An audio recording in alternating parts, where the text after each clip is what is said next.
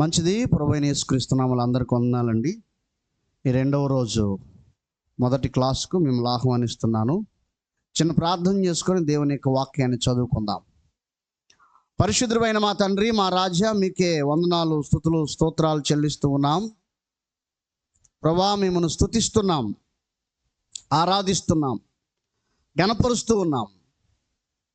ఈ షెకీనా Bible seminar రెండవ రోజు మొదటి క్లాసులో మీ సన్నిధిని ఉండి మీ ప్రజలతో మీరు ధారాళంగా మాట్లాడండి. మీ ఆత్మకార్యాలు జరిగించు నాయన. మీకే వందనాలు, స్తుతులు, స్తోత్రాలు చెల్లిస్తూ యేసు నామములో ప్రార్థన చేస్తున్నాము తండ్రి, ఆమేన్. మంచిది. అందరూ చప్పలు కొడుతూ పరిశుద్ధాత్మను ఆహ్వానిద్దాం. దగ్గరగా చప్పలు కొడుతూ పరిశుద్ధాత్మను ఆహ్వానిద్దాం. పరిశుద్ధాత్ముడా, మిమ్మల్ని ఆహ్వానిస్తూ ఉన్నాం. ఈ స్థలములో మీరు అల్లాడుదురుగాక, బలమైన కార్యములు ఈ స్థలము జరుగును గాక. యెహోవా నోటి ఊపిరి వారిని పోగు చేయనని చెప్పావు. యేసు నామములో నీ నోటి ఊపిరి పోగు చేయను గాక. థ్యాంక్ యూ జీసస్,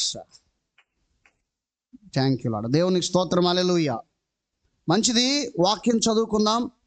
యెషయా గ్రంథం 34వ అధ్యాయము 16వ వచనం. నేను 66 గ్రంథముల మీద మాట్లాడతాను. 66 గ్రంథముల మీద మాట్లాడతాను అంటే బైబిల్ మొత్తం చెప్తా. నా సబ్జెక్ట్ 66 గ్రంథములు. నాకు ప్రత్యేకమైన దినాలు లేవు, కానీ ఎప్పుడు గ్యాప్ ఉంటే అప్పుడు వస్తా. అంటే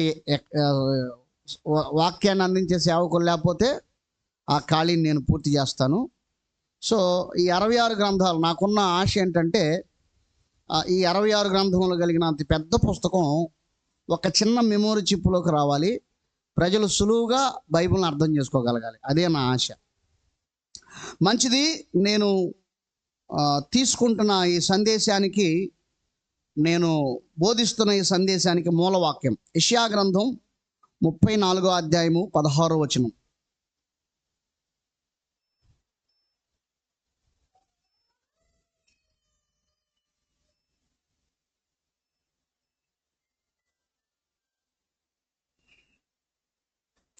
యెషయా గ్రంథం 34వ అధ్యాయము 16వ వచనం.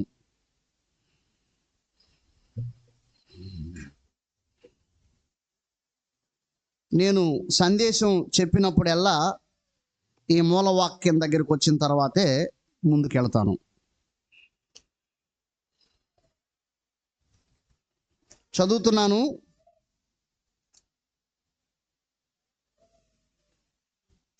యెహోవా గ్రంథమును పరిశీలించి చదువుకొనుడి. ఇది సందేశానికి మూలవాక్యం. యెహోవా గ్రంథమును పరిశీలించి చదువుకొనుడి. మనం చదువుతున్నాము, కానీ పరిశీలించి చదవటం లేదు. అది అపవాది. దేవుని యొక్క వాక్యాన్ని మనం పరిశోధించకుండా చేస్తాడు. ఎందుకు అంటే, దేవుని యొక్క వాక్యాన్ని మనం కానీ పరిశోధిస్తే ఆ వాక్యములో మన ఎడల దేవునికి ఉన్న ఉద్దేశాలు బయలుపరచబడతాయి. ఎప్పుడైతే దేవుని ఉద్దేశాలు బయలుపరచబడతాయో ఆ దైవ చిత్తానుసారమైన మార్గంలోకి మనం ముందుకు వెళ్ళడానికి ప్రయత్నం చేస్తాం. ప్రయత్నం చేస్తే చాలు. ప్రయత్నం చేస్తే చాలు. అంటే ఇప్పుడు ఉదాహరణకి అబ్రహాం ఎక్కడికి వెళ్ళాలో తెలియదు, బయలుదేరాడు. అదే ప్రయత్నం. చివరికి దేవుడు అతను ఒక జనాంగంగా చేశాడు. కాబట్టి పరిశీలించకుండా చేస్తాడు అపవాది. అందుకనే మనం కీర్తనల గ్రంథం 1వ అధ్యాయం 2వ వచనంలో చూస్తే పరిశీలించే అనే దాని గురించి ఏమని రాస్తాడు? దివారాత్రములు ధ్యానించువాడు ధన్యుడు. అంటే దివారాత్రములు అంటే దాని అర్థం ఏమిటంటే, దేవుని యొక్క ఉద్దేశాలు పరిశోధించడానికి దేవుని యొక్క వాక్యం దగ్గర సమయం గడపాలి. అంటే రాత్రి జాముల యందు ధ్యానం చేయాలి. అది నిజంగా చాలా ఆశీర్వాదకరం. మంచిది. యెహోవా గ్రంథం అన్నాడు. ఇక్కడ కొన్ని విషయాలు నేను మాట్లాడతాను. నేను చెప్పే సబ్జెక్ట్ అంతటిని వివరణ ఇప్పుడే ఈ సందేశంలో నేను మీకు ఇస్తాను. యెహోవా గ్రంథం అన్నాడు. ఈ 66 పుస్తకముల నిడివి కలిగిన పుస్తకాన్ని ఏమంటారు చెప్పండి? యెహోవా గ్రంథం.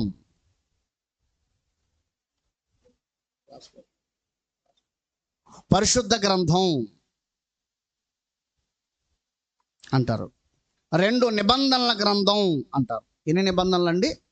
2 నిబంధనల గ్రంథం అంటారు. తర్వాత ఈ 66 పుస్తకములకు సంబంధము లేని పుస్తకాలు బైబిల్లో, ఈ 66 గ్రంథాలకు సంబంధము లేని గ్రంథాలు బైబిల్లో ప్రస్తావించబడ్డాయి. ఇప్పుడు ఈ పుస్తకంలో ఈ బైబిల్లో 66 గ్రంథాలు ఉన్నాయి. ఈ 66 గ్రంథాలు ప్రామాణికమైనవి. చెప్పండి ఏమిటవి? ప్రామాణికమైనవి. ప్రామాణికము కాని గ్రంథాలు ఉన్నాయి. ఉదాహరణకు రోమన్ కేథోలిక్ ఉంది. ఈ పుస్తకానికి మించి సుమారు ఒక 5 పుస్తకాలు ఎక్కువగా ఉంటాయి ఆ రోమన్ కేథోలిక్ బైబిల్. నేను పర్సనల్గా చదువుతాను. నా దగ్గర ఆ బైబిల్ ఉంది.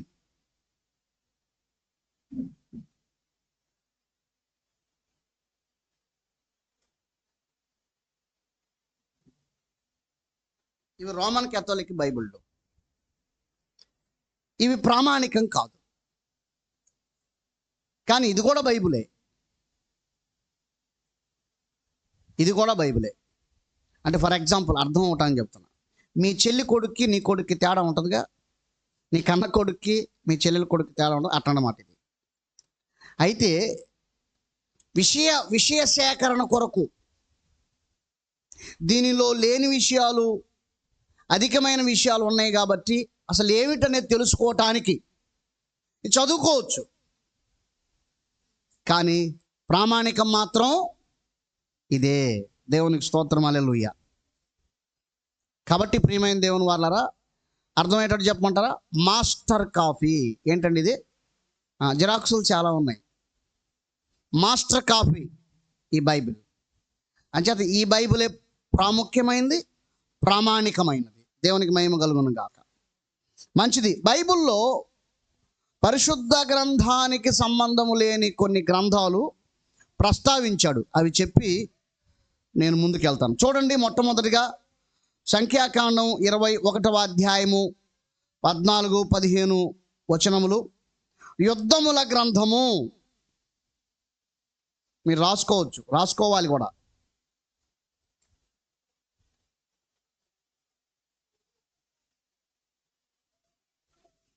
యుద్ధముల గ్రంథము. అలాగే రెండవది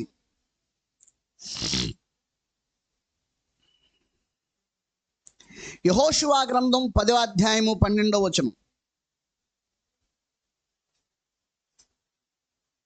యాషారు గ్రంథము. ముందు రాసేసుకోండి, పర్సనల్గా చూసుకోండి. యెహోషువ గ్రంథం 10వ అధ్యాయం 12వ వచనం. మీరు పర్సనల్గా చూసుకున్న తర్వాత సబ్జెక్ట్ రాసుకోండి. యాషారు గ్రంథము అంటే ఇవి పరిశుద్ధ గ్రంథాలు కాదు, పరిశుద్ధ గ్రంథం ప్రస్తావించిన గ్రంథాలు. అంటే బైబిల్లో కొన్ని గ్రంథాల పేర్లు ఉన్నాయి బైబిల్ కాకుండా. అంటే ఈ బైబిల్లో విషయాలే ఆ గ్రంథాల్లో కొన్ని విషయాలు ఉంటాయి. ఉదాహరణకి యాషారు గ్రంథం నేను చదివాను ఆ గ్రంథాన్ని. అంటే బైబిల్ కాకుండా యాషారు గ్రంథం ఉంది ఒకటి. అది కూడా ఆది కాండం నుంచి ఉంటుంది, పాత నిబంధనే. నేను దాన్ని చదివాను, వ్యక్తిగతంగా నేను దాన్ని చదివాను. అవి సామాన్యంగా దొరకవు. నేను దాన్ని చదవాలని చాలా కాలం ప్రార్థన చేశాను. ఓ దైవజనుని కారులో నేను ప్రయాణం చేస్తూ ఉన్నప్పుడు అక్కడ ఓ పుస్తకం కనిపించింది. అది ఏమిటి అని నేను ఓపెన్ చేసి చూస్తే యాషారు గ్రంథం ఉంది అందులో. సో అది మొత్తం నా ప్రయాణం పూర్తయ్యేలోపు ఆ పుస్తకాన్ని నేను పూర్తి చేశాను. దేవునికి మహిమ కలుగును గాక. అది తీసుకోవడానికి కుదరలేదు కానీ చదవటానికి అనుకూలించబడింది. దేవునికి స్తోత్రం, హల్లెలూయా. తర్వాత మొదటి రాజుల గ్రంథం 14వ అధ్యాయము 41వ వచనం. సొలొమోను కార్యముల గ్రంథము. సొలొమోను చాలా రాశాడండి. 2 కీర్తనలు రాశాడు ఆయన. తర్వాత ప్రసంగి రాశాడు, అలాగే సామెతలు రాశాడు, పరమగీతం రాశాడు, ఇంకా చాలా రాశాడు. ఆయన వ్రాసిని అన్ని పరిశుద్ధ గ్రంథంలోకి దేవుడు అనుమతించలేదు. కాబట్టి సొలొమోను కార్యముల గ్రంథం అని ఊరకాల బైబిల్లో రాసించేశాడు. నాలుగవది 2వ రాజుల గ్రంథం 14వ అధ్యాయం 29వ వచనం, 15వ అధ్యాయము 7వ వచనం, అలాగే 23వ వచనం. యోధా రాజుల వృత్తాంతముల గ్రంథము,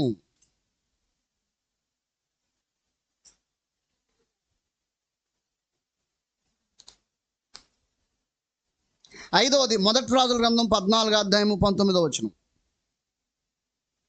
15వ అధ్యాయము 31వ వచనం.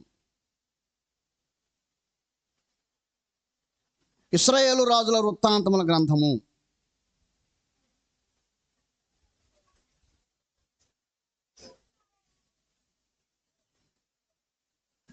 ఆరవది 1 దినవృత్తాంతముల గ్రంథం 27వ అధ్యాయము 24వ వచనం. దావీదు రాజు వృత్తాంత గ్రంథము, దావీదు రాజు వృత్తాంత గ్రంథము లేదా గ్రంథములు. ఏడవది 1 దినవృత్తాంతముల గ్రంథము 29వ అధ్యాయము 30వ వచనం, దీర్ఘదర్శి సమూయేలు గ్రంథము, దీర్ఘదర్శి సమూయేలు గ్రంథము.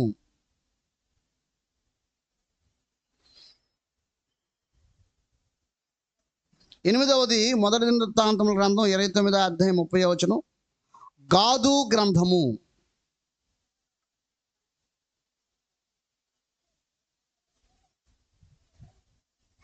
గాదు గ్రంథము.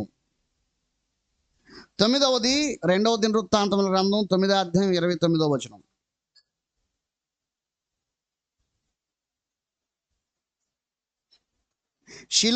షిలోనీయుడైన అహియా రచించిన ప్రవచన గ్రంథము, షిలోనీయుడైన అహియా రచించిన ప్రవచన గ్రంథము.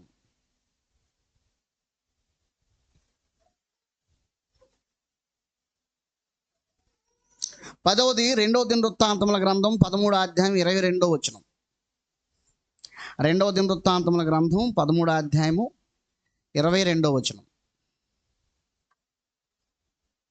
ప్రవక్త అయిన ఇద్దో రచించిన శటిక గ్రంథము, ప్రవక్త అయిన ఇద్దో రచించిన శటిక గ్రంథము.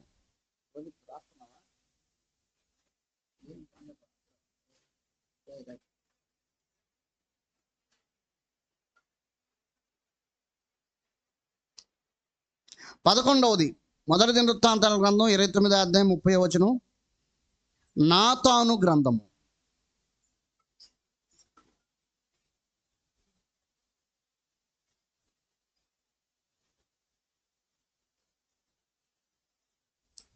పన్నెండవది 2వ దినవృత్తాంతముల గ్రంథం 12వ అధ్యాయం 15వ వచనం.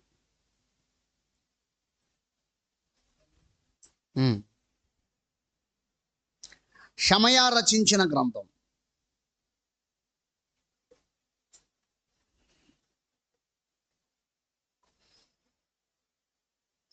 పదమూడవది 2వ దినవృత్తాంతముల గ్రంథం 16వ అధ్యాయం 11వ వచనం,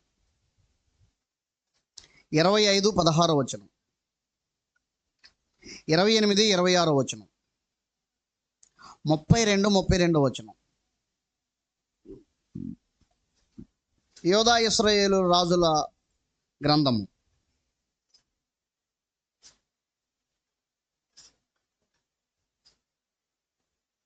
తర్వాత 2వ దినవృత్తాంతాల గ్రంథం 20వ అధ్యాయం 30వ వచనం.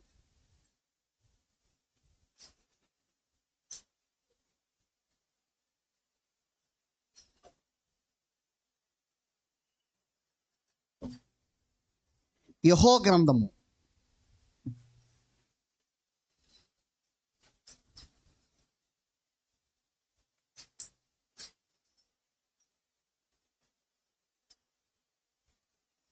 తర్వాత 2వ దినవృత్తాంతాల గ్రంథం 24వ అధ్యాయం 27వ వచనం, రాజుల శటిక గ్రంథము.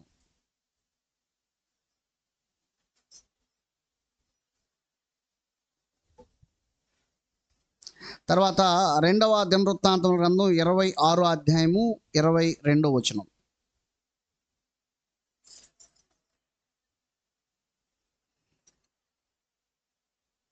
ఉజ్జియా చేసిన కార్యము గురించి ప్రవక్త అయిన యెషయా రాసిన గ్రంథము.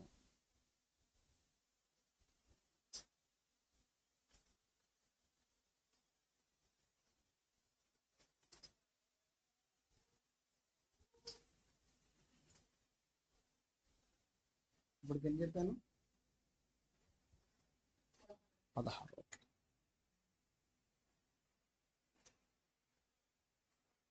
రెండవ దినవృత్తాంతముల గ్రంథం 33:19. రెండవ దినవృత్తాంతముల గ్రంథం 33:19. దీర్ఘదర్శులు రచించిన గ్రంథములు అని ఉంటుంది.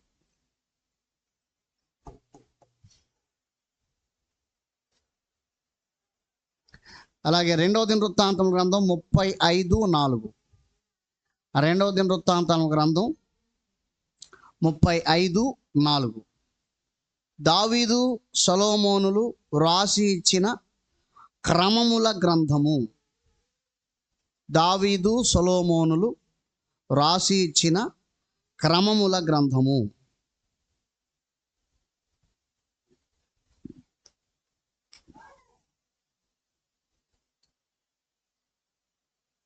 తర్వాత ఎస్తేరు గ్రంథం 2:23.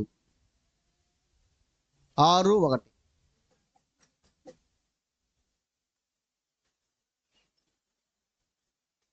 అహష్వేరోషు రాజ్య సమాచార గ్రంథము.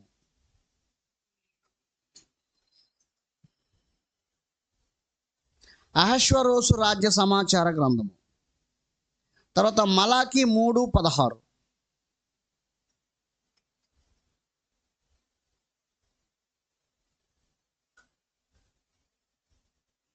జ్ఞాపకార్థ గ్రంథము.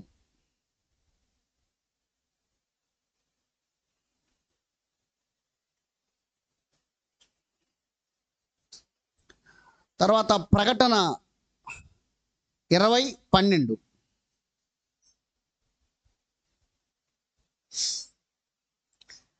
జీవ గ్రంథము.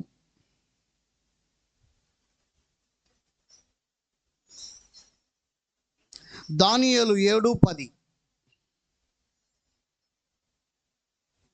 ప్రకటన 20:12. తీర్పు గ్రంథము.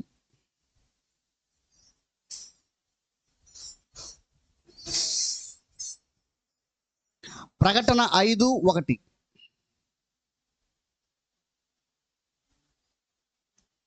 7 ముద్రల గ్రంథము.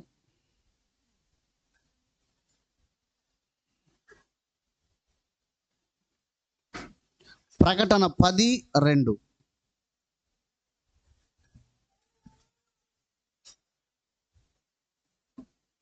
దేవదూతల గ్రంథం. దేవుని స్తోత్రం, హల్లెలూయా.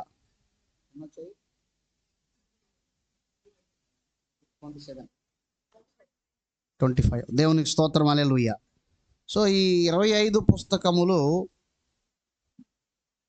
బైబిల్తో సంబంధము లేనివి.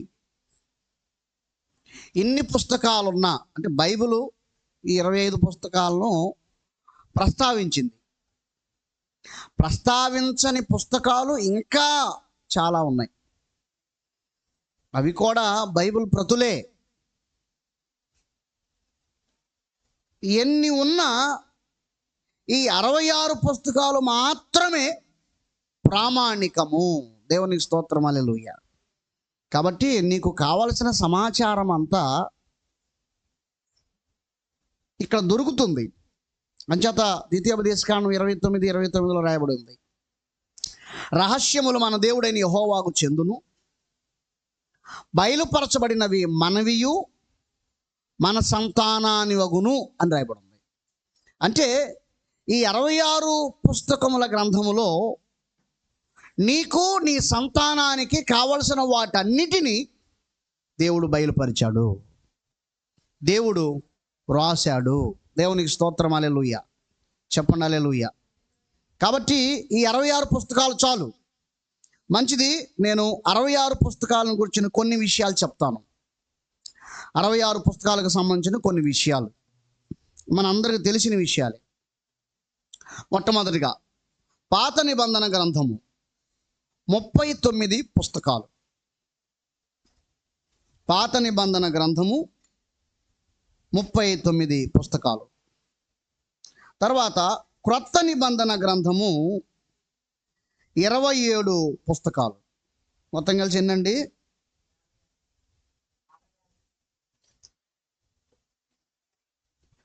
మొత్తం కలిసి 66. దేవునికి స్తోత్రం, హల్లెలూయా. దేవుడు 2 నిబంధనలు పెట్టాడు. 2 నిబంధనలు పెట్టాడు. దేవుడు 2 విధాలుగా ఉంటాడంటే లేదు, ఆయన ఒకే ఒక్కడు. 2 నిబంధనలు పెట్టాడు. ఎందుకు పెట్టాడు ఏమిటి అంటే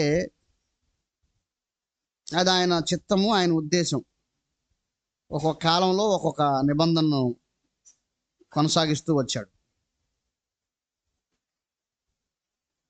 గుర్తుపెట్టుకోండి, దేవుడు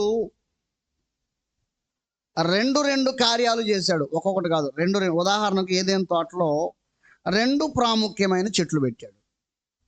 మొదటిది ఏమిటి?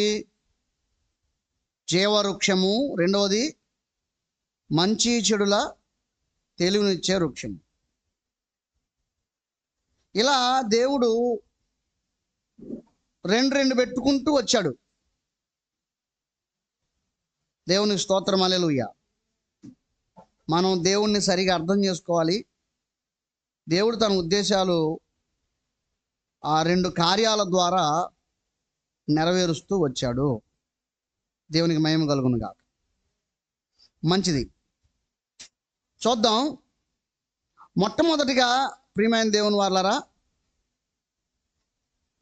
పాత నిబంధన పుస్తకాలను చూద్దాం. ధర్మశాస్త్రం 5 పుస్తకాలు. ధర్మశాస్త్రం 5 పుస్తకాలు. ఈ 5 పుస్తకాలు మోషే రాశాడు. తెలుసు కదా, ఆది కాండము, నిర్గమాకాండము, లేవియాకాండము, సంఖ్యాకాండము, ద్వితీయోపదేశ కాండము. దీన్ని ధర్మశాస్త్రం అంటారు.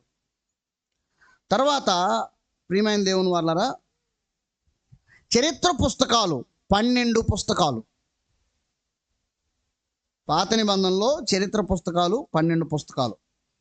యెహోషువ, న్యాయాధిపతులు, రూతు, మొదటి సమూయేలు, రెండవ సమూయేలు, మొదటి రాజులు, రెండవ రాజులు, మొదటి దినవృత్తాంతములు, రెండవ దినవృత్తాంతములు, ఎజ్రా, నెహెమ్యా, ఎస్తేర్.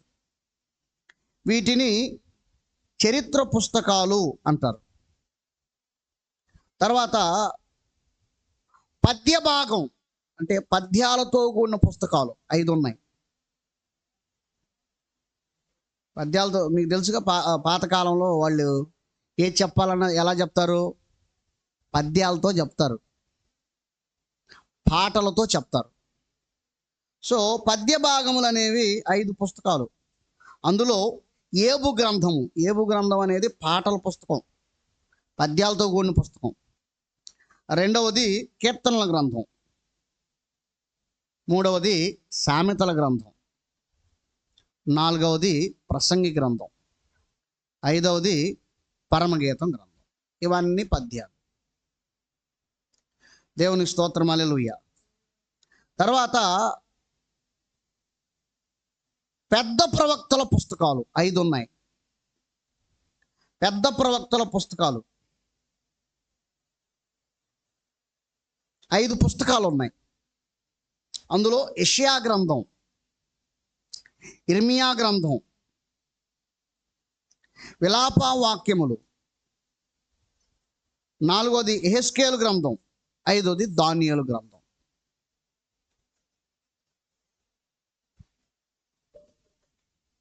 తర్వాత చిన్న ప్రవక్తల పుస్తకాలు 12 పుస్తకాలు ఉన్నాయి. అందులో మొదటిది హోషేయ, రెండవది యోవేలు, మూడవది ఆమోసు, నాలుగవది ఓబద్య, ఐదవది యోనా, ఆరవది మీకా, ఏడవది నహూము,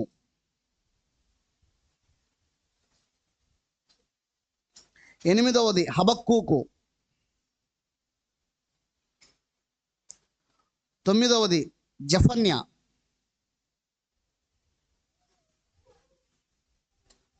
పదవది హగ్గయి,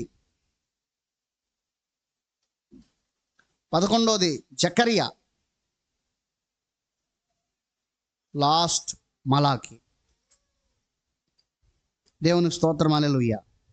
ఇప్పటికి ఎన్ని పుస్తకాలు అయిపోయినాయి చెప్పండి? 39 పుస్తకాలు అయిపోయాయి.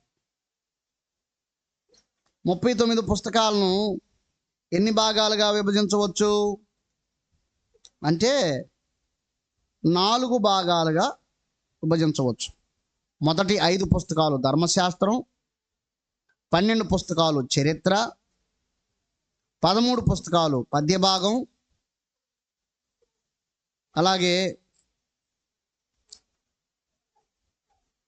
చిన్న ప్రవక్తలు 12 పుస్తకాలు, పెద్ద ప్రవక్తలు 5 పుస్తకాలు, ఇలా మొత్తం కలిసి 39 పుస్తకాలు. ఇప్పుడు కొత్త నిబంధనకు వద్దాం. కొత్త నిబంధన మొత్తం కలిసి ఎన్ని పుస్తకాలు చెప్పండి? 27. 27. 4 సువార్తలు, అందరికి తెలిసిన విషయమేగా. 4: మత్తయి సువార్త, మార్కు సువార్త, లూకా సువార్త, యోహాను సువార్త. 4 సువార్తలు. ఒక పుస్తకం చరిత్ర, సంఘ చరిత్ర, అపోస్తుల చరిత్ర, పరిశుద్ధాత్మ చరిత్ర. అది అపోస్తుల కార్యముల గ్రంథము.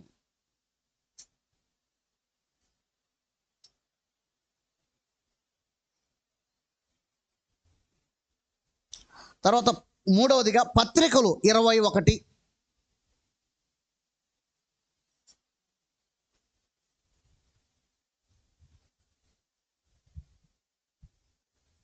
రోమీలకు రాసిన పత్రిక, మొదటి కొరింథీ పత్రిక, మూడవది 2వ కొరింథీ పత్రిక, 4వది గలతీ పత్రిక, 5వది ఎఫెసీ పత్రిక, 6వది ఫిలిప్పీలకు రాసిన పత్రిక, 7వది కొలసీలకు రాసిన పత్రిక, 8వది దెస్సలోనికైలకు రాసిన మొదటి పత్రిక, 9వది దెస్సలోనికైలకు రాసిన 2వ పత్రిక, 10వది తిమోతికి రాసిన మొదటి పత్రిక, 11వది తిమోతికి రాసిన 2వ పత్రిక, 12వది తీతుకు రాసిన పత్రిక, 13వది ఫిలోమోనుకు రాసిన పత్రిక, 14వది హెబ్రీలకు రాసిన పత్రిక, 15వది యాకోబు పత్రిక,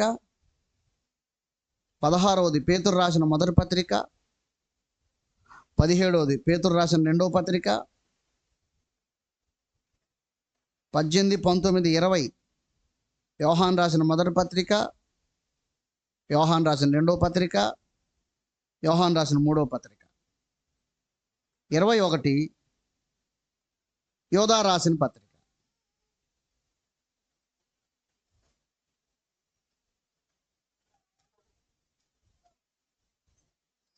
చివరిగా భవిష్యత్తు గ్రంథము అంటే ప్రవచన గ్రంథము.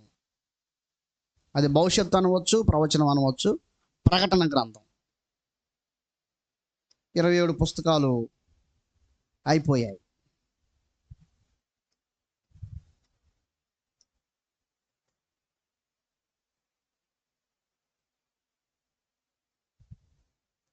తర్వాత ప్రియమైన దేవుని వాళ్ళారా, బైబుల్ మొత్తం కలిసి 66 పుస్తకాలు. తర్వాత బైబుల్ మొత్తం అధ్యాయాలు 1189. బైబుల్ మొత్తం అధ్యాయాలు 1189. అలాగే మూడవదిగా బైబిల్ మొత్తం వచనాలు 31,102 వచనాలు. 31,102 వచనాలు.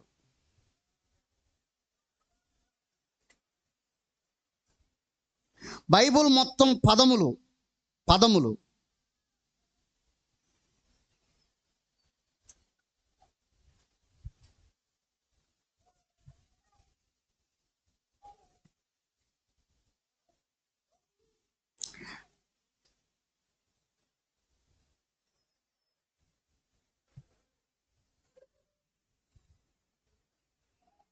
7,74,746 పదాలు బైబిల్లో ఉన్నాం, ఆది కాండం నుంచి ప్రకటన వరకు.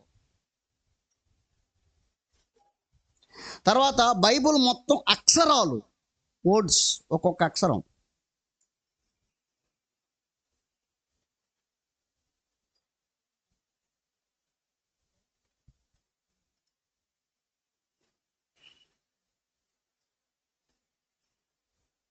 $35,66,380 అక్షరాలు.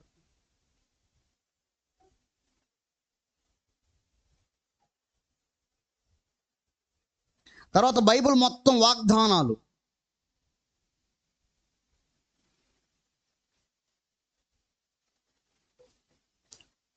3,000 వాగ్దానాలు. కొంతమంది 30,000 కూడా అంటారు, దానికి మనం ఏం చేయలేం. బైబిల్ మొత్తం ఆజ్ఞలు 6,468.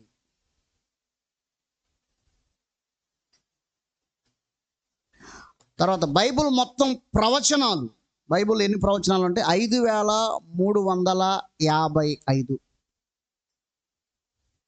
ఒక చిన్న మెమొరీ కార్డులోకి వచ్చేయాలి బైబిల్ మొత్తం, ప్రజలు ప్రశాంతంగా వినగలగాలి. దేవునికి స్తోత్రం, హల్లెలూయా. తర్వాత బైబిల్లో ఉన్న మొత్తం ప్రవచనాలు 3,000 ప్రశ్నలు 3,294.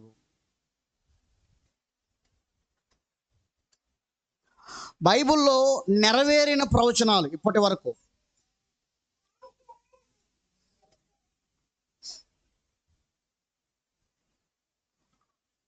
5,355 ప్రవచనాలు నెరవేరాయి. సరే, బైబిల్లో పెద్ద పుస్తకం కీర్తనల గ్రంథం,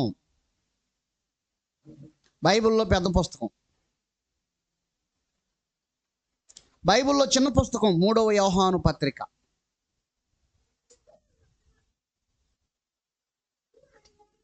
తర్వాత బైబిల్లో అతి పెద్ద అధ్యాయం 119వ కీర్తన, 176 వచనాలు ఉంటాయి దాంట్లో.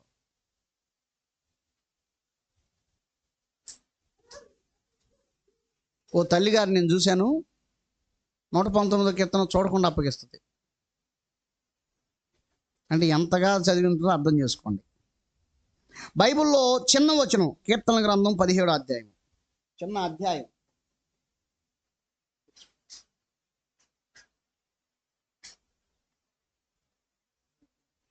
కీర్తన గ్రంథం 117వ అధ్యాయం.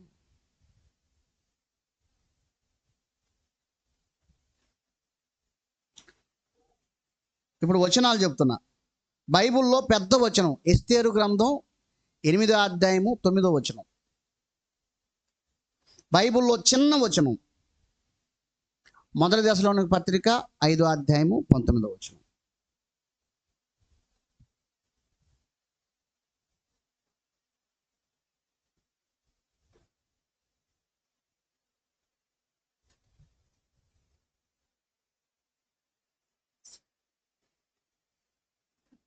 దేవునికి స్తోత్రం, హల్లెలూయా. మంచిది ప్రియమైన దేవుని వాళ్ళరా, 66 పుస్తకాలలో దేవుడు ఏమై ఉన్నాడు అంటే ఒక్కొక్క పుస్తకానికి ఒక్కొక్క ఉద్దేశం ఉంటుంది, అది కూడా చెప్తా నేను. ఆది కాండములో విశ్వమును సృష్టించిన సృష్టికర్త,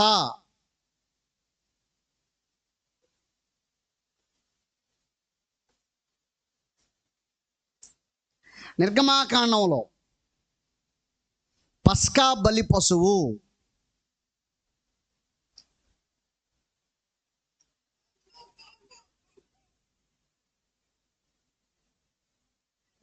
లేవియా కాండములో ప్రధాన యాజకుడు.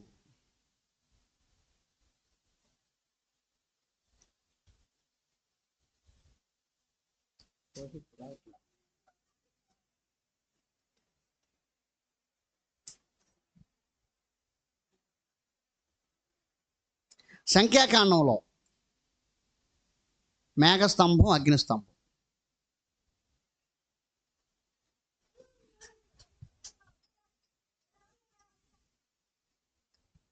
ద్వితీయోపదేశ కాండంలో మోషే వంటి ప్రవక్త.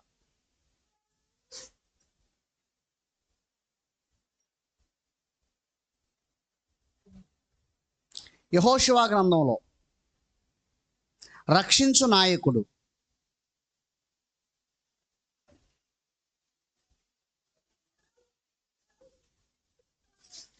న్యాయాధిపతుల పుస్తకంలో న్యాయాధిపతి.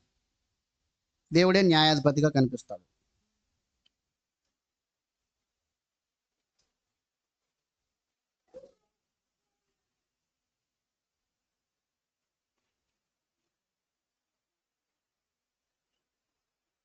తర్వాత రూతు పుస్తకంలో చచ్చి ఉన్న వారికి, బ్రతికి ఉన్న వారికి ఉపకారం చేయుట మానని వాడు. ఎవరండి? యేసు ప్రభు. చనిపోయిన వారికి, బ్రతికున్న వాళ్ళకు కూడా ఉపకారం చేయుట మానని వాడు. మానుకోకుండా ఉపకారం చేస్తాడు. తర్వాత సమూయేలు గ్రంథంలో దైవ ప్రవక్త.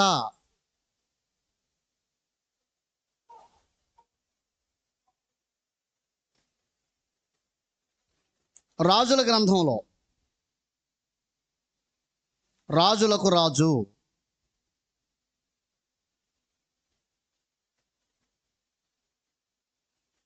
ఎజ్రా పుస్తకంలో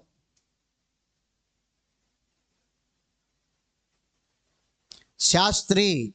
యేసుప్రభుల వారు ఎవరు చెప్పండి? శాస్త్రి. శాస్త్రి అంటే బోధకుడు అని అర్థం. రబ్బూని అని కూడా అనుకోవచ్చు. నెహెమ్యా పుస్తకంలో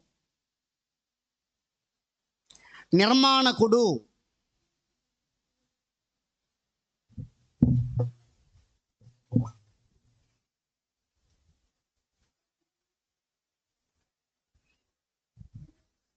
ఎస్తేరు గ్రంథంలో నిస్సహాయులను రక్షించువాడు.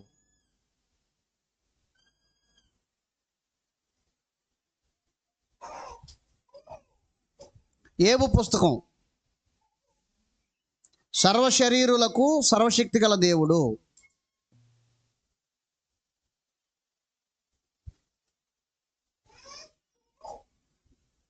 కీర్తనలో మంచి కాపరి.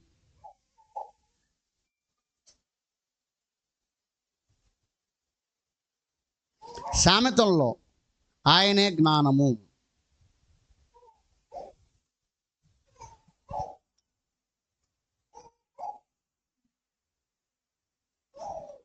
ప్రసంగి పుస్తకంలో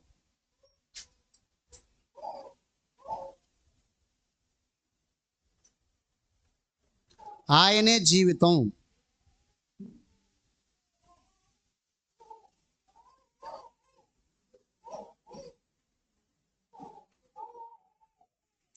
పరమగీతాల్లో అగాపే ప్రేమికుడు.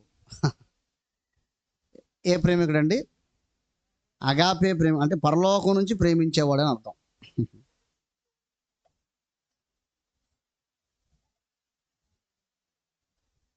తర్వాత యెషయా గ్రంథంలో సమాధానకర్త.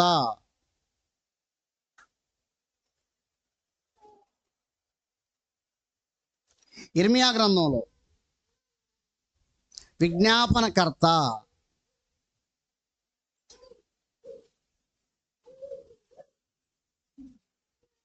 యెహెజ్కేలు గ్రంథంలో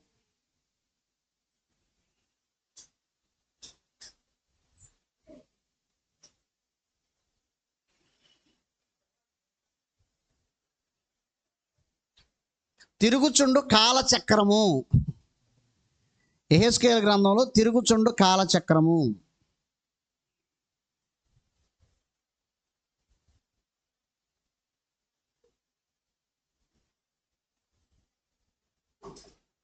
దానియేలు గ్రంథంలో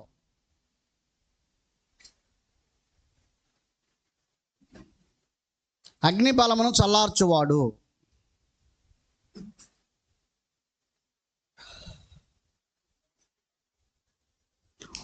హోషియా గ్రంథం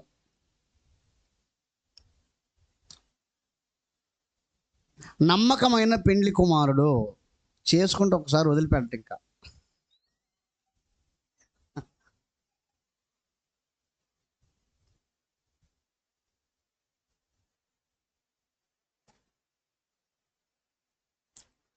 రాశారా? యోవేలులో అగ్ని అయిన వాడు.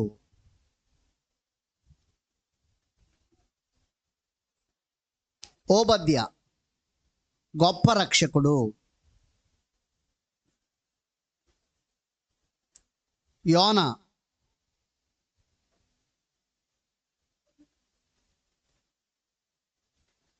క్షమించే దేవుడు.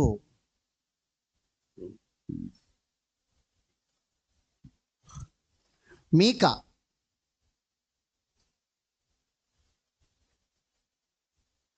కనికరించే దేవుడు.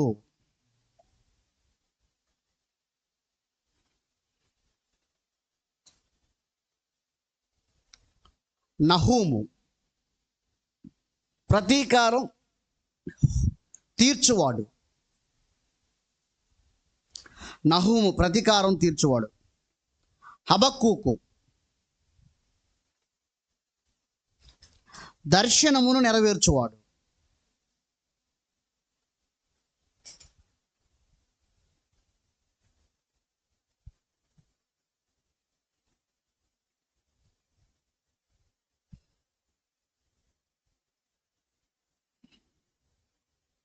జఫన్య స్వాస్థ్యమును పునరుద్ధరించువాడు.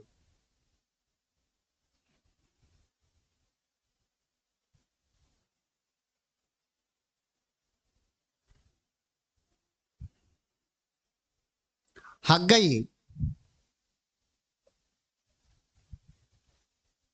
మించిన మహిమ గలవాడు.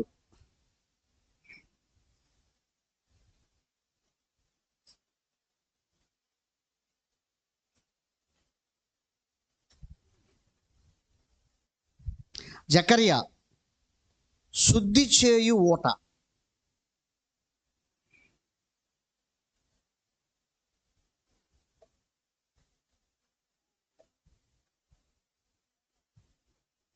మలాకి నీతి సూర్యుడు. దేవునికి స్తోత్రం. హల్లెలూయా.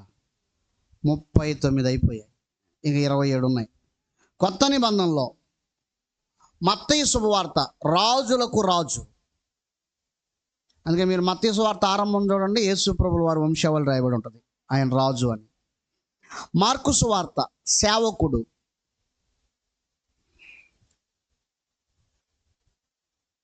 లూకా శుభవార్త మనుష్య కుమారుడు.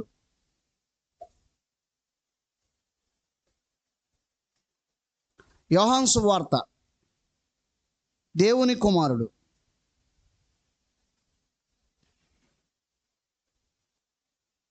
అపోస్తుల కార్యము గ్రంథం ఆత్మదేవుడు.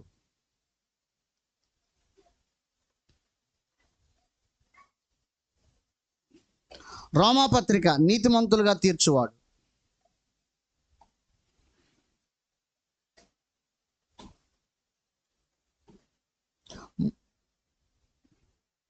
మొదటి కొరింథీ, రెండో కొరింథీ కృపావరములు అనుగ్రహించువాడు.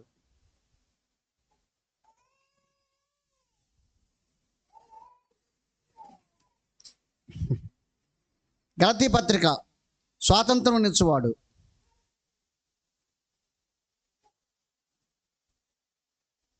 ఎఫెసీ పత్రిక దేవుని ఐశ్వర్యము.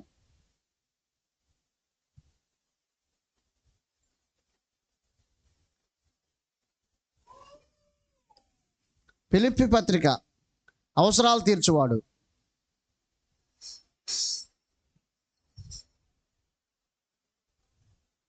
కొలస్సీ పత్రిక దేవుని ప్రతిరూపం.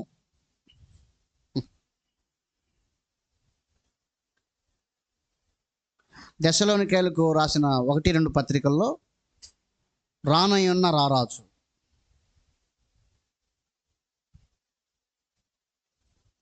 తిమోతి పత్రిక 1-2 మధ్యవర్తి.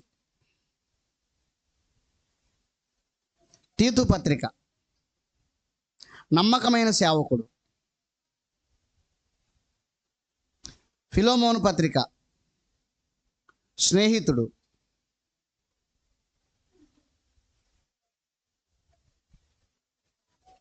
హెబ్రీ పత్రిక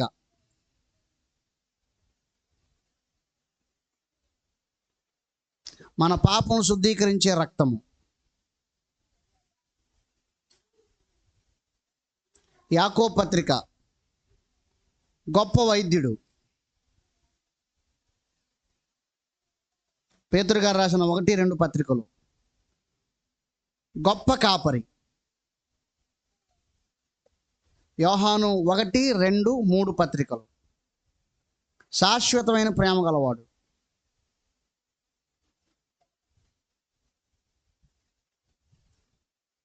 యోధా పత్రిక ప్రభువు తానే దిగి వస్తాడు. ప్రకటన గ్రంథం రాజులకు రాజు, ప్రభువులకు ప్రభు. స్తోత్రం, హల్లెలూయా. వాక్యం వాక్యం వాక్యం వాక్యం జీవవాక్యం. వాక్యం వాక్యం వాక్యం వాక్యం జీవవాక్యం. వాక్యం వాక్యం వాక్యం వాక్యం జీవవాక్యం. వాక్యం వాక్యం వాక్యం వాక్యం జీవవాక్యం.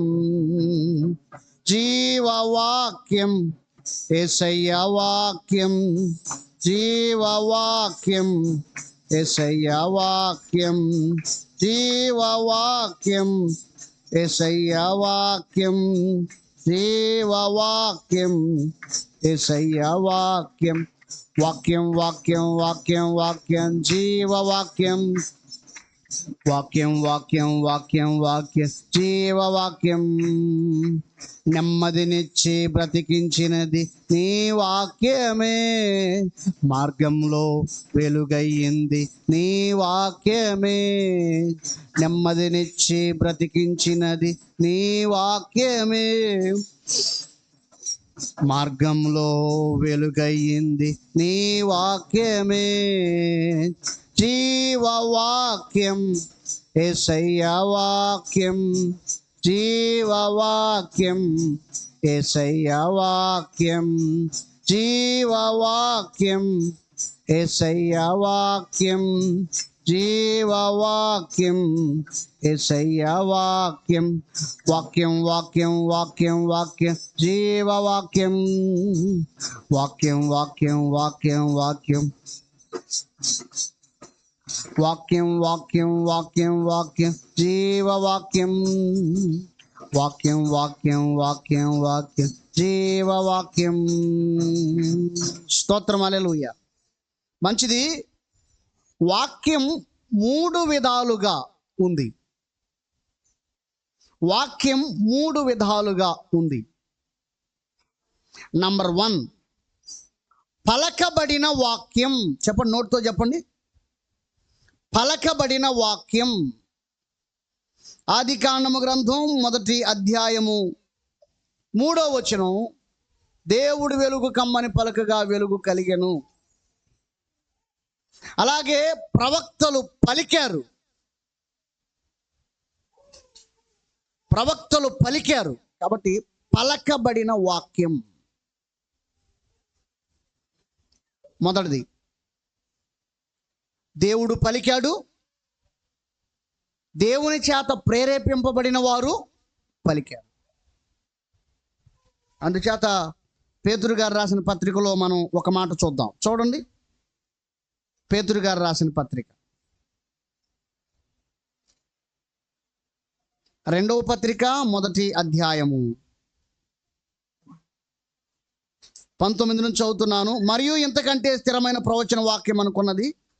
తెల్లవారి వేకు చుక్క మీ హృదయంలో ఉదయించే వరకు ఆ వాక్యము చీకటి గల చోటున వెలుగుచ్చు దీపమైనట్టున్నది. దాని యందు మీరు లక్ష్యం ఉంచిన ఎళ్ళ మీకు మేలు. ఒకడు తన ఊహను బట్టి చెప్పుట వలన లేఖనములలో ఏ ప్రవచనం పుట్టదని మొదట గ్రహించుకొనవలెను. యాలయనగా ప్రవచనం ఎప్పుడు మనుషుని ఇచ్చిన బట్టి కలుగలేదు, కానీ మనుషులు పరిశుద్ధాత్మ వలన ప్రేరేపింపబడిన వారై దేవుని మూలముగా పలికిరి. స్తోత్రం, హల్లెలూయా. అర్థమైందండి? దేవుడు పలికాడు, ఆయన పలికాడు కాబట్టి అది వాక్యం.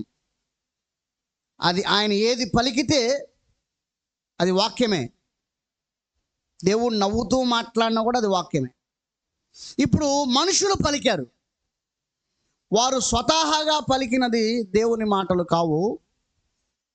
వారి సొంత మాటలను దేవుడు పరిశుద్ధ గ్రంథానికి తీసుకురాలేడు. ఇప్పుడు ఉదాహరణకు సొలొమోను అనే వ్యక్తి చాలా పుస్తకాలు రాశాడు, కానీ అన్ని విషయాలను దేవుడు పరిశుద్ధ గ్రంథంలోకి తీసుకురాలేదు. మనం మొదటి రాజుల గ్రంథం 4వ అధ్యాయము 29 నుండి 34 వరకు చూస్తే సొలొమోను రాసిన పుస్తకాల గురించి రాయబడి ఉంటుంది. కానీ ఆయన రాసిన అన్ని విషయాలను పరిశుద్ధ గ్రంథంలో దేవుడు తీసుకురాలేదు. ఎందుచేతనంటే తనకు అనుగ్రహింపబడిన కృప చొప్పున తనకున్న అవగాహన బట్టి రాశాడు, ఆయన పలికాడు ఆయన. కానీ అన్నిటిని దేవుడు పరిగణలోకి తీసుకోలేదు. ఆయన ఆత్మ ప్రేరణతో ఏదైతే పలికాడో ఆ పుస్తకాలైన ప్రసంగి పుస్తకము, సొలొమోను పుస్తకము, పరమగీతాల పుస్తకాన్ని దేవుడు తీసుకున్నాడు. ప్రసంగి పుస్తకంలో కూడా కొన్ని మాటలు తీసుకోవటానికి వీలు కాదు, అలా ఉంటాయి, కానీ దేవుడు దాన్ని అనుమతించాడు. అలాగే ఈ 66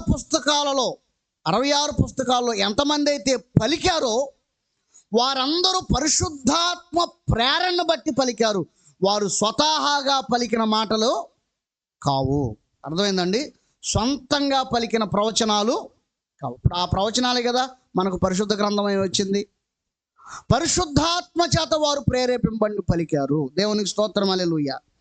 కాబట్టి మొట్టమొదటిగా పలకబడిన వాక్యం. వాక్యం 3 విధాలుగా మనకి దేవుడు అనుగ్రహించాడు. మొట్టమొదటి చెప్పండి, పలకబడిన వాక్యం. రెండవది దర్శనము ద్వారా దేవుడిచ్చిన వాక్యం. దర్శనము ద్వారా దేవుడిచ్చిన వాక్యం. ఆదికాండము గ్రంథము 15వ అధ్యాయం.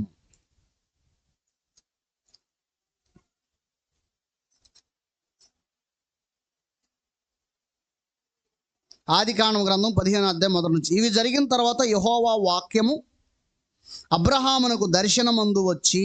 చూసారా, ఈ అధ్యాయం అంతా మనం చూస్తే వాక్యం అబ్రహాము గారికి ఎలాగొచ్చిందంటే దర్శనంలో వచ్చింది. ఆయన దర్శనంలో దేవుని యొక్క వాక్యాన్ని, అక్షరాలను చూస్తూ ఉన్నాడు. అలా దర్శనాల ద్వారా బైబిల్లో దేవుని యొక్క వాక్యం మనకు వచ్చేసింది. దేవునికి స్తోత్రం, హల్లెలూయా. ఉదాహరణకి యెహెజ్కేలు గారికి దర్శనం, దానియేలు గారికి దర్శనం. అందుకనే యెహెజ్కేలు దర్శన గ్రంథం అనాలి, దానియేలు దర్శన గ్రంథం అనాలి, యోహాను దర్శన గ్రంథం అనాలి. వీళ్ళందరికీ దర్శనాల ద్వారా దేవుడు వాక్యాన్ని ఇచ్చాడు. చూడండి, లూకా శుభవార్త 3వ అధ్యాయంలో యోహాను గారికి వాక్యం దేవుడు ఎలాగిచ్చాడో. లూకా శుభవార్త 3వ అధ్యాయం 2వ వచనం. అన్నయు కయపయు ప్రధాన యాజకులుగాను ఉన్న కాలమున అరణ్యములోనున్న జకర్యా కుమారుడైన యోహాను వద్దకు దేవుని వాక్యము వచ్చెను. వాక్యం వచ్చేసింది పరలోకం నుంచి. ఇక్కడ నేను మీకు జ్ఞాపకం చేయాల్సిన ఒక మంచి విషయం ఏంటంటే, సబ్జెక్టు మాట్లాడుతున్నాను, సందేశానుసారమైన ఒక మాట ఇస్తా. అదేంటంటే, నీ వద్దకు దేవుని యొక్క వాక్యం వస్తే దేని కొరకు దేవుడు తన వాక్యాన్ని పంపించాడో ఆ పనిని ప్రారంభించడానికి ఆలస్యము చేయవద్దు. గుర్తుపెట్టుకోండి, ఆలస్యంగా విధేయత చూపుట కూడా విధేయతే. అర్థమైందండి? నువ్వు ఆలస్యంగా లోబడినా కూడా దాన్ని అవిధేయతే అంటారు. ఇప్పుడు ఉదాహరణకండి, స్కూల్ ఉంది, ఆలస్యంగా వెళ్తే ఏం చేస్తారు చెప్పండి? బయట నిలబెట్టరు. అంటే ఆ స్కూల్ యాజమాన్యం ఏమని తెలియజేస్తుంది? నువ్వు తప్పు చేశావు అని తెలియజేస్తుంది. జనరల్గా ఈ లోక సంబంధమైన చదువుకు సంబంధించిన విషయమే, ఆలస్యంగా వెళ్తే పనిష్మెంట్ ఇస్తున్నారు కదా. మరి దేవునికి ఆలస్యంగా లోబడితే అది పాపం కదా? నువ్వు లోబడ్డావు కానీ ఆలస్యంగా లోబడ్డావు, అది కూడా అవిధేయతే. కాబట్టి నేను చెప్పేది ఏమిటంటే, దేవుని యొక్క వాక్యం నీ వద్దకు వస్తే వెంటనే లోబడు.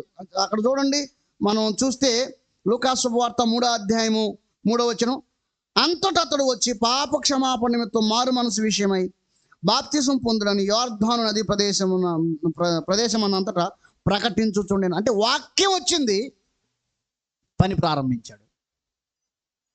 ఆలస్యం చేయలా, వాక్యం వచ్చింది, పని ప్రారంభించాడు.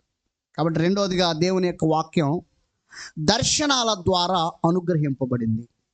మూడవది వ్రాయబడిన వాక్యము. వ్రాయబడిన వాక్యము, దానికి రిఫరెన్స్ ఏముందంటే, ఆదికాండం నుంచి ప్రకటన గ్రంథం వరకు అనేక మంది భక్తులు వ్రాశారు వాక్యాన్ని. ఈ 3 విధాలుగా దేవుని యొక్క వాక్యం మనకు దొరుకుతుంది. చెప్పండి, మొదటిది ఏమిటి? పలకబడిన వాక్యం. రెండవది దర్శనాల ద్వారా వాక్యం. మూడవది వ్రాయబడిన వాక్యం. ఈ 3 విధాలుగా తప్ప ఎక్స్ట్రా అనేది ఇంకేమీ లేదు. వాక్యం ఈ 3 విధాలుగానే మన దాకా వచ్చింది. దేవునికి మహిమ కలుగును గాక. కాబట్టి దేవుడు సంపూర్ణంగా నీకు వాక్యం ఇచ్చాడు. ఇప్పుడు మళ్ళీ మూల వాక్యం దగ్గరికి వెళదాం. ఒకసారి రండి, యెషయా గ్రంథం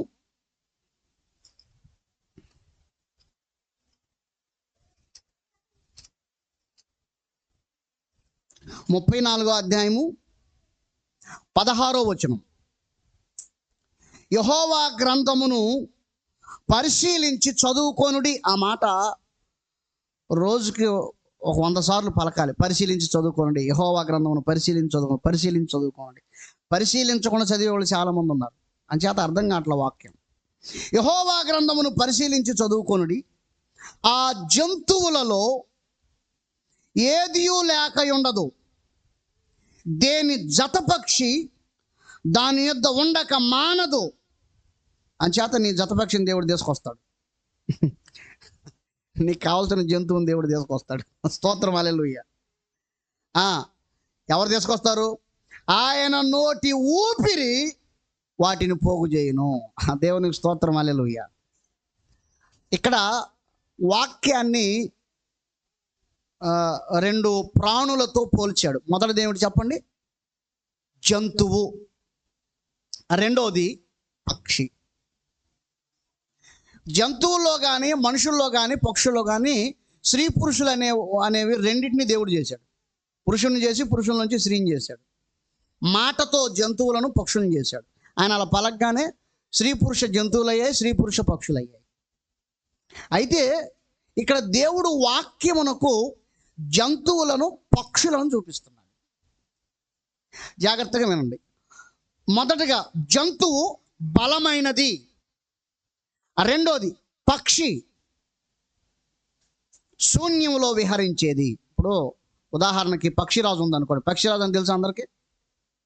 పక్షిరాజు అంటే తెలీదా? గ్రద్దండి. పక్షిరాజు ఉందనుకోండి, ఎక్కడ ఉంటుంది? అది శూన్యంలో తిరుగుతూ ఉంటుంది. ఈ రెండిటికి ఎందుకు పోల్చాడంటే, దేవుని వాక్యం బలమైనది మొట్టమొదటిగా, రెండవది దేవుని వాక్యం పరలోకం నుంచి వచ్చేది. దేవునికి స్తోత్రం, హల్లెలూయా. తర్వాత ప్రియమైన దేవుని వారలారా, వాక్యం జత చేయబడితేనే నీకు సందేశం వస్తుంది. జతపక్షి కావాలి. జతపక్షి లేకుండా నువ్వు ఒక్క వాక్యం తీసుకొని ధ్యానించినంత మాత్రాన, ప్రకటించినంత మాత్రాన, లేదా పరిశోధించినంత మాత్రాన నీకు ఏమాత్రము దేవుని ఉద్దేశాలు దొరకవు.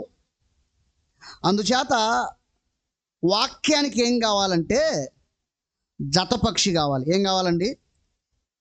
దేని జతపక్షి దాని యొద్దకు ఉండక మానదు. అంటే ఒక వాక్యం ఒక సందర్భంలో ఒక చోట ఉందండి, దానికి సంబంధించిన వాక్యం మరొక చోట ఉంటుంది. నువ్వు దాన్ని కనుగొనాలి. దాన్ని కనుగొన్నప్పుడు మాత్రమే నీకు కావలసిన సందేశం దొరుకుతుంది. దేవుని ఉద్దేశాలు కూడా బయలుపరచబడతాయి. చూద్దాం. యెషయా గ్రంథం 28వ అధ్యాయము.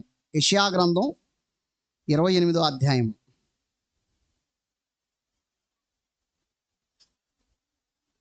పదో వచనం చూద్దాం. ఆజ్ఞ వెంబడి ఆజ్ఞ, ఆజ్ఞ వెంబడి ఆజ్ఞ, సూత్రం వెంబడి సూత్రము, సూత్రం వెంబడి సూత్రము, కొంత ఇచ్చట కొంత అచ్చట చెప్పుచున్నాడని వారు అనుకొందురు. అంటే ఒక చోట చెప్పట్లేదంట. అర్థమైందండి? దేవుడు సందేశాన్ని కొంత ఇచ్చట కొంత అచ్చట చెప్తాం, ఒక చోట చెప్పట్ల. ఇప్పుడు ఇక్కడ చెప్పిన సందేశం అక్కడ ఉంటుంది. ఆ మిగతా భాగాన్ని తీసుకొస్తే దీంతో జాయింట్ చేస్తేనే, జతపక్షి వచ్చి కలిస్తేనే ఆ సంతానోత్పత్తి అనేది జరుగుతుంది. వాక్యాన్ని జోడిస్తేనే రెండు మేఘాలు ఢీకొన్నప్పుడు మెరుపులు, ఉరుములు, వర్షాలు ఎలాగొస్తాయో, రెండు వాక్యాలు జత చేయబడినప్పుడు మాత్రమే దేవుని సందేశము, దేవుని చిత్తము, దేవుని మనసు బయలుపడుతుంది. దేవునికి స్తోత్రం, హల్లెలూయా. ఇంకా చూడండి, 12వ వచనం చదువుదాం. ఇదే నెమ్మది ఇదే విశ్రాంతి అని చెప్పిన వాడు నత్తివారి పెదవుల చేతను అన్య భాషతోనూ ఈ జనులతో మాట్లాడుచున్నాడు. అయినను వారు విననొల్లని వారైరి. కావున వారు వెళ్ళి వెనుకకు మొగ్గి విరగబడి చెక్కబడినట్లు ఆజ్ఞ వెంబడి ఆజ్ఞ, ఆజ్ఞ వెంబడి ఆజ్ఞ, సూత్రం వెంబడి సూత్రము, సూత్రం వెంబడి సూత్రము, కొంత ఇచ్చట కొంత అచ్చట యెహోవా వాక్యము మీకు వచ్చును. స్తోత్రం, హల్లెలూయా. అర్థమైందండి? కొంత ఇచ్చట కొంత అచ్చట యెహోవా వాక్యం మీకు వచ్చును. అందుచేత జతపక్షి ఎక్కడుంటుందో, ఆ జంతువులో జంతువు ఎక్కడుంటుందో, ఈ రెండు వాక్యాలను ఒక చోటకు సమకూర్చగలిగితే, ఆ రెండు వాక్యాలను ఒక చోట సమకూర్చి పరిశోధిస్తూ ఉన్నప్పుడు దేవుని ఉద్దేశాలు బయటకు వస్తాయి. దేవునికి స్తోత్రం, హల్లెలూయా. చెప్పండి హల్లెలూయా. అంచేత రెండు రాళ్లను రాపిడి చేసినప్పుడు మంట వస్తుంది, రెండు మేఘాలు ఢీకొన్నప్పుడు మెరుపు వస్తుంది, ఉరుము వస్తుంది, వర్షం వస్తుంది. రెండు వాక్యాలు జత చేసినప్పుడు దేవుని ఉద్దేశం అక్కడ బయలుపరచబడుతుంది. దేవునికి స్తోత్రం, హల్లెలూయా. చెప్పండి హల్లెలూయా. తర్వాత ఇక్కడ ఏమంటాడంటే 12వ వచనంలో, ఇదే నెమ్మది ఇదే విశ్రాంతి అని చెప్పిన వాడు నత్తివారి పెదవుల చేతను అన్య భాషతో ఈ జనులతో మాట్లాడుచున్నాడు. అన్య భాషలు అనగా పరిశుద్ధాత్మ చేత నింపబడి భాషలు మాట్లాడతాం మనం. ఆ భాషలు ఏమిటో తెలుసా? వాక్యమే. కొందరు పరిశుద్ధాత్మ చేత నింపబడలేదు, భాషల అనుభవం లేదు, కాబట్టి వారికి అవగాహన లేదు. బైబిల్ అంటుంది భాషతో మాట్లాడువాడు దేవునితో మాట్లాడుతున్నాడు, మనుషులతో కాదు దేవునితో మాట్లాడుతున్నాడు. మనుషుడు ఎవడు గ్రహింపుడు కానీ అతడు దేవునితో మర్మములు పలుకుచున్నాడు. ఏం పలుకుతున్నాడు చెప్పండి? మర్మములు పలుకుచున్నాడు. ద్వితీయోపదేశకాండం 29:29, రహస్యములు మన దేవుడైన యెహోవాకు చెందును, దేవునికి చెందిన రహస్యములను భాషల ద్వారా ఆ వ్యక్తి మాట్లాడుతున్నాడు. మనుషుడు ఎవడు గ్రహింపడు, దేవునితో అతడు మర్మములు పలుకుచున్నాడు. అనగా దేవుని యొక్క వాక్య మర్మములు అన్య భాషల్లో ఉన్నాయి. భాషలు రెండు, మనుషుల భాషలు, దేవదూతల భాషలు. ఆ భాషలు ఏమిటయ్యా అంటే వాక్య మర్మములు. చెప్పండి, వాక్య మర్మములు. అంటే మనం దేవుని వాక్యమును అక్షయ బీజం నుండి ఎప్పుడైతే పుట్టింపబడ్డామో అప్పటి నుండి మన జీవితంలో ప్రతి అడుగు, ప్రతి అణువు, ప్రతి మాట, ప్రతి అనుభవం వాక్యానికి అనుసంధానమైనదే. వాక్యం లేకుండా ఇంకేమీ లేదు. దేవుడు వాక్యాన్ని అంతగా గొప్ప చేశాడు. చూడండి, 138వ కీర్తనలో వ్రాయబడి ఉంటుంది. కీర్తన గ్రంథం 138వ అధ్యాయం. 138 అధ్యాయం 2వ వచనం, నీ పరిశుద్ధాలయముతో నేను నమస్కారం చేయుచున్నాను, నీ నామం అంతటి కంటే నీవిచ్చిన వాక్యమును నీవు గొప్ప చేసి ఉన్నావు. దేవుడు వాక్యాన్ని గొప్ప చేశాడు, వాక్యాన్ని గొప్ప చేశాడు. అంచేత ఆది యందు వాక్యం ఉండెను, వాక్యం దేవుని యొద్ద ఉండెను, వాక్యము దేవుడై ఉండెను. వాళ్ళు అనుకుంటున్నారు గలీలీయుడైన నజరేయుడైన యోసేపు కుమారుణ్ణి, మరియ కుమారుడైన యేసును మేము చంపాం అనుకుంటున్నారు. కానీ వారు పట్టుకొని కొరడాలతో కొట్టింది వాక్యాన్ని, వాళ్ళు ఉమ్మివేతలు వేసింది వాక్యం మీద, వారు అవమానపరిచింది వాక్యాన్ని, వారు సిలువ వేసింది వాక్యాన్ని. వాక్యాన్ని ఎవడు చంపగలడు? కాబట్టి ఆయన వాక్యమై ఉన్న దేవుడు కాబట్టి తిరిగి లేచాడు. దేవునికి స్తోత్రం, హల్లెలూయా. చెప్పండి హల్లెలూయా. అందుకే స్పష్టంగా రాయబడి ఉంది యోహాను సువార్త 1వ అధ్యాయంలో, ఆ వాక్యము శరీరధారి అయి మన మధ్యలో సంచరించెను. దేవునికి స్తోత్రం, హల్లెలూయా. అంచేత వాక్యం ప్రామాణికమైంది. వాక్యానికి నువ్వు ఎంత ప్రాధాన్యతనిస్తావో దేవుడు నీకు అంత ప్రాధాన్యతనిస్తాడు. అందుచేత 1వ కీర్తనలో రాయబడి ఉంది, దివారాత్రులు దేవుని యొక్క వాక్యం ధ్యానిస్తేనంటండి ఫలించు చెట్టులాగా ఉంటాడంట, అతడు చేయునదంతయు సఫలమవుతుంది. అంటే వాక్యానికి ప్రాధాన్యత ఇస్తే ఏమవుతుంది? నువ్వు చేసేదంతా దేవుడు ఏం చేస్తాడు? సఫలం చేస్తాడు. అంటే వాక్యం నీ క్రియలను, నీ కార్యాలను సఫలత కలిగేలా చేస్తుంది. వాక్యం అత్యధికమైన విజయాన్ని ఇస్తుంది. దేవునికి స్తోత్రం, హల్లెలూయా. కాబట్టి ప్రియమైన దేవుని వాళ్ళరా, వాక్యానికి అధికమైన ప్రాముఖ్యతనిద్దాం. 66 గ్రంథాల గురించి లోతైన విషయాలు ధ్యానం చేద్దాం. ఈ మొదటి సందేశంగా ప్రభు ఈ మాటలు దీవించను గాక. నేను తర్వాత సందేశంలో 66 గ్రంథాలను సులువుగా ఎలా ధ్యానం చేయాలనే విషయాలు 7 పాయింట్స్లో చెప్తాను. ఆ 7 పాయింట్స్ నాకు అవకాశం ఉన్నప్పుడల్లా నేను పూర్తి చేయడానికి ప్రయత్నం చేస్తాను. కాబట్టి ఇప్పుడు మనం ఏమి నేర్చుకున్నాం చెప్పండి? వాక్యమునకు అధికమైన ప్రాముఖ్యతనివ్వాలి. చెప్పండి, వాక్యమునకు అధికమైన ప్రాముఖ్యతనివ్వాలి. ఎందుకంటే దేవుడు వాక్యాన్ని గొప్ప చేశాడు. దేవుడే వాక్యాన్ని గొప్ప చేసినప్పుడు మనం కూడా వాక్యాన్ని గొప్ప చేయాలి, గొప్ప చేయాలి. దేవుని స్తోత్రం, హల్లెలూయా. చెప్పండి హల్లెలూయా. కాబట్టి వాక్యానికి అధికమైన ప్రాధాన్యతనిద్దాం. దేవుని వలన దర్శించబడతాం, దీవించబడతాం. ప్రభు ఈ మాటలు దీవించడం గాక. అందరు మోకాళ్ళు లేని ప్రార్థనలోకి వెళ్దాం. వాక్యం వాక్యం వాక్యం వాక్యం జీవవాక్యం, వాక్యం వాక్యం వాక్యం వాక్యం జీవవాక్యం, జీవవాక్యం యేసయ్య వాక్యం, జీవవాక్యం యేసయ్య వాక్యం, జీవవాక్యం యేసయ్య వాక్యం, జీవవాక్యం యేసయ్య వాక్యం. ప్రభువా మీకే వందనాలు, స్తుతులు, స్తోత్రాలు నాయనా. ఈ 2వ రోజు మొదటి సెక్షన్లో ప్రభువా వాక్యానికి ఉన్న ప్రాధాన్యతను వివరించడానికి దేవా, నీ ప్రజలతో మాట్లాడటానికి మీరు చూపిన కృప కొరకు స్తోత్రం దేవా. ఇంకా ఈ బైబిల్ 66 గ్రంథముల వివరణ సందేశాలు సంపూర్ణంగా వివరించుటకు నాకు తగిన జ్ఞానమునివ్వండి. ప్రజలను సమీకరించండి దేవా, అవకాశాలను ఇవ్వండి. నీ ప్రజలు నేర్చుకున్నట్లు కృప దయచేయండి దేవా. వాక్యం మాలో ఫలింపజేసి సహాయం చేయమని నెక్స్ట్ సెక్షన్కు మమ్మల్ని సిద్ధపరచండి. సమస్త మహిమ ఘనతలు మీకు సమర్పించుకుంటూ యేసు నామములో ప్రార్థించి పొంది ఉన్నాము తండ్రి, ఆమేన్. సమస్త జ్ఞానాన్ని మించిన దేవుని సమాధానం యేసుక్రీస్తు వలన మనందరి హృదయములకు తలంపులకు కావలి ఉండును గాక. ఆమేన్, ఆమేన్.